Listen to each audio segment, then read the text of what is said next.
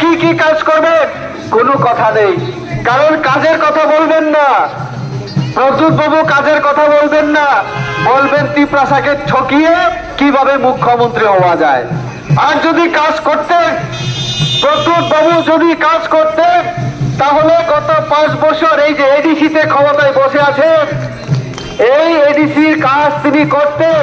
তিপ্রাসারণ্যে উন্নতি পক্ষাই কেমন তাপগ্রাম, তিপ্রাসারণ্যে উন্নতি পক্ষাই নিয়া শুধু মিশা কক সাজাইর জন্য বান্ধে খা, শুধু মিথ্যা কথা ছাড়া কিছুই বলেননি।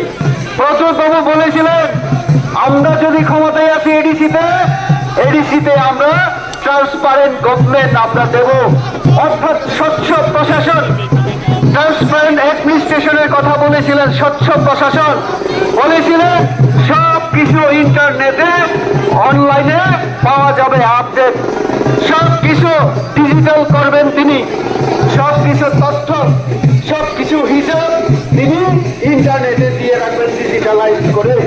কিন্তু আমরা দেখেছি যে ওনার এই যে 5 বছর হতে চলছে এডিসির মধ্যে যে সরকার, সেখানে কোনো ট্রান্সপারেন্ট আমরা দেখছি না, স্বচ্ছ না, সেখানে দুর্নীতি হচ্ছে, দুর্নীতি অনিয়ম হচ্ছে, সংবিধান মানা